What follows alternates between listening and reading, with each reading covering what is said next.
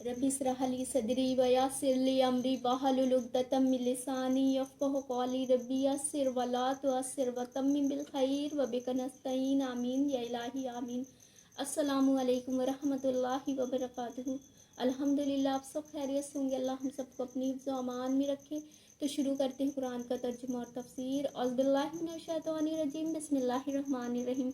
अल्लाह रब्बुल इज़्ज़त कुरान में फरमाते हैं, तो क्या अल्लाह के कुछ हुक्मों पर ईमान लाते हो और कुछ का इनकार करते हो? तो जो तुम में से ऐसा करे, इसका बदला क्या है मगर ये कि दुनिया में रुसवाई हो और क़यामत में सख्त तर अज़ाब की तरफ फेरे जाएंगे, और अल्लाह तुम्हारे बुरे कामों से बेखबर नहीं। ये हैं वो लोग जिन्होंने आखिरत के बदले दुनिया की ज़िंदगी को मोल ली, तो ना उन पर से अजाब हल्का हो और ना उनकी मदद की जाए। और बेशक हमने मूसा को किताब अता की। यहाँ पर अल्लाह रब्बुल इज़्ज़त ने जो मूसा अलैहिस्सलाम को तौरा दी थी, उसकी अल्लाह रब्बुल इज़्ज़त बात करें कि मैंने मूसा को किताब अता की और इसके बाद पे दर पे रसूल भेजे, और हमने ईसा बिन मरियम को खुली निशानियाँ अता फरमाई। कि अल्लाह रब्बुल इज़्ज़त देखिए, यहाँ पर सूरह बकरा में पहली बार ईसा अलैहिस्सलाम का जिक्र कर रहे हैं, उनकी माँ के साथ, ईसा बिन मरियम, और खुली निशानियाँ दी। देखिए, बनी इसराइल वालों में एक शख्स थे जिनका नाम इमरान था, और उनकी लोग बड़ी इज्जतें करते थे, बहुत नेक लोग थे।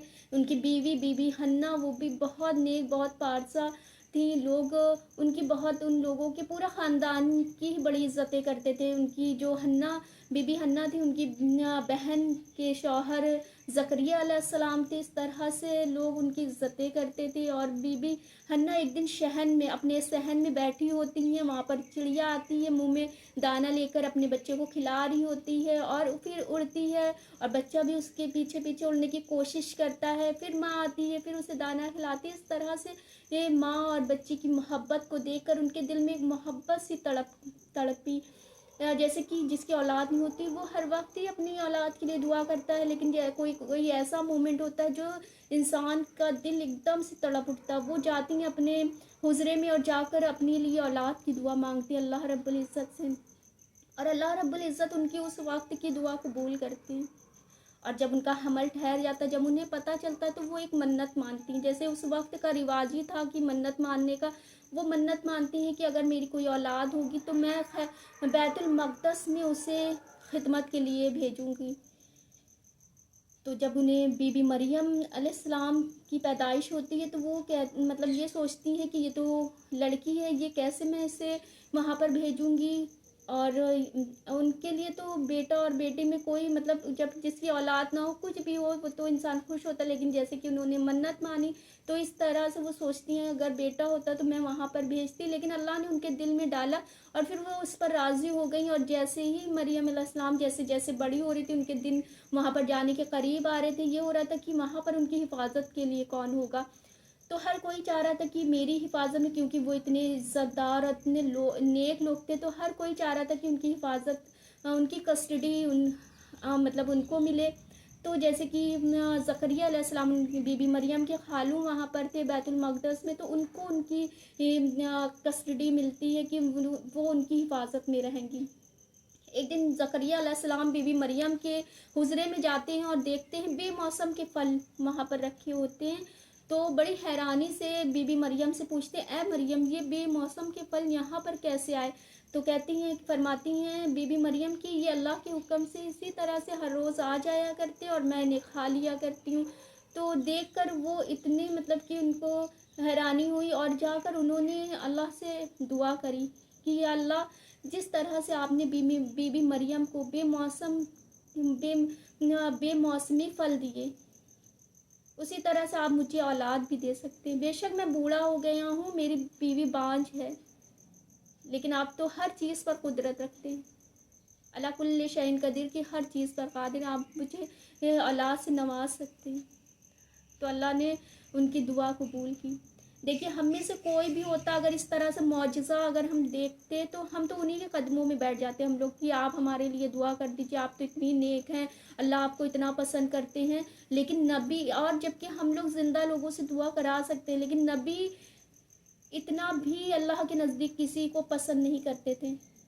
अपनी दुआ में किसी को इतना भी नहीं पसंद करते थे कि वो किसी से अपने लिए दुआ कराएं। कब कहीं पर भी ये नहीं है कि किसी नबी ने किसी के ज़रिए दुआ कराई हो, क्योंकि अल्लाह तो हर हर इंसान को पसंद करता है, हर इंसान से मोहब्बत करता है। उन्होंने खुद अल्लाह से दुआ की।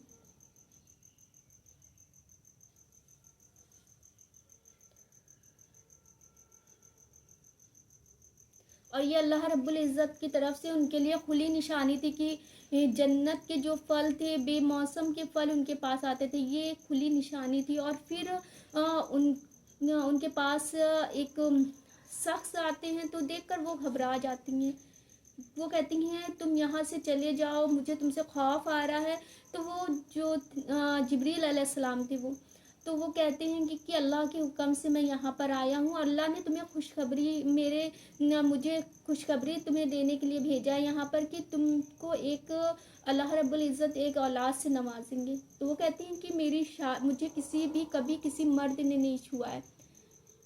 तो वो जिब्रील अलैहिस्सलाम फरमाते हैं कि अल्लाह ने आपको ये आपको खुशखबरी दी है कि आपको एक बेटे से अल्लाह रब्बुल इज़्ज़त नवाजेंगे। और जिब्रील अलैहिस्सलाम उनकी आस्तीन का कपड़ा पकड़कर उनके फूंक डालते हैं और वो उनका हमल ठहर जाता है। और फिर वो खौफ से वहाँ से चली जाती हैं, लोगों के डर से वहाँ से चली जाती हैं। और जब उनको ईसा अलैहिस्सलाम की पैदाइश होती है, फिर अल्लाह का हुक्म होता है कि ये अपनी बस्ती में वापस लौटो। तो वो कहती हैं कि मैं किस तरह से वहाँ पर जाऊँगी, मुझे लोगों से खौफ आता है, डर आता है, मैं लोगों से क्या बताऊँगी। तो अल्लाह रब्बुल इज़्ज़त फरमाते हैं कि तुम्हें बताने की कोई ज़रूरत नहीं, ये जो बच्चा है ये खुद ये खुद गवाही देगा, ये खुद अपनी बोलेगा। तो 3 बच्चों में से ईसा अलैहिस्सलाम हैं जिन्होंने अपनी माँ की पाकीज़गी का खुद बयान किया। और उन्होंने बताया कि मैं नबी हूँ, अल्लाह का भेजा हुआ नबी हूँ। तो अल्लाह रब्बुल इज़्ज़त ने यही फरमा रहे कि अल्लाह रब्बुल इज़्ज़त ने उन्हें खुली निशानियाँ अता की कि जिस उनके कमरे में बेमौसम के फल आ जाना, और फिर उनको बिना किसी मर्द के छुए अल्लाह ने उन्हें औलाद अता की। और जो ईसा अलैहिस्सलाम थे उनको भी अल्लाह ने इतने थे उसमें जान आ जाया करती थी। तो ये बहुत बड़े बड़े मौजज़े अल्लाह रब्बुल इज़्ज़त फरमा रहे कि मैंने बीबी मरियम को खुली निशानियाँ अता की। अल्लाह रब्बुल इज़्ज़त आगे फरमाते हैं कि और पाक रूह से इसकी मदद की, पाक रूह से इसकी मदद की, यानी कि ईसा अलैहिस्सलाम की बात कर रहे हैं कि पाक रूह से इसकी मदद की। तो क्या जब तुम्हारे पास कोई रसूल वो हुक्म लेकर आए जो तुम्हारे नफ्स की ख्वाहिश नहीं तो तकब्बुर करते हो, तो उन अंबिया में एक गिरोह को तुम झुटलाते हो और एक गिरोह को शहीद करते हो। और यहूदी बोले हमारे हमारे दिलों पर पर्दे पड़े हैं, बल्कि अल्लाह ने उन पर लानत की उनके कुफ्र के सबब।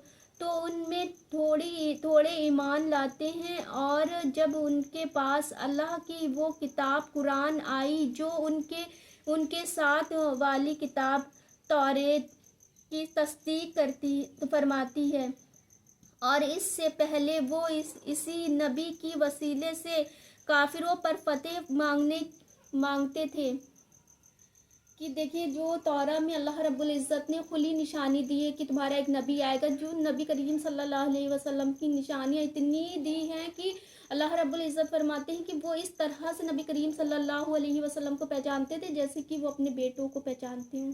इतनी अल्लाह ने उनको निशानी दी थी कि उनकी कहाँ पर पैदाइश होगी, और वो फिर वहाँ से हिजरत करेंगे, हर चीज़। और फिर वो जब कुफारों से उनकी जंग होती थी, लड़ाई होती थी, वो उनसे कहते थे कि हमारा एक नबी आएगा, हम उनके साथ मिलकर हमें फतेह होगी, सब कुछ वो जानते थे। اللہ رب العزت فرماتے ہیں نبی کریم صلی اللہ علیہ وسلم کے بارے میں، جو بنی اسرائیل تھی ان کے جو تورا تھی، جو موسیٰ علیہ السلام پر تورا نازل ہوئی تھی، اس میں نبی کریم صلی اللہ علیہ وسلم کے بارے میں واضح طور پر ہر نشانی بیان کی گئی ہے، اور وہ سب جانتے بوجھتے آخری وقت تھا کہ وہ لوگوں نے انکار کر دیا، کیونکہ ان کے جو علماء تھے وہ تورا کی آیتوں میں چینجنگ کر دیا کرتے تھے، اپنی آسانی کے مطابق وہ اس میں چینجنگ کر دیتے تھے، اور جیسا ان کو علماء بتاتے تھے عام لوگوں کو وہ اس پر یقین کرتے تھے، اور آخری وقت میں ان لوگوں نے انکار کر دیا نبی کریم صلی اللہ علیہ وسلم کو ماننے سے۔ تو آج کا سبق اتنا ہی ہے، تو چاہتے ہیں آپ سے اجازت، اپنے آس پاس لوگوں کا خیال رکھیں، خوش رہیں، ایک دوسرے کو اپنی دعاؤں میں یاد رکھیں۔ جزاک اللہ خیر۔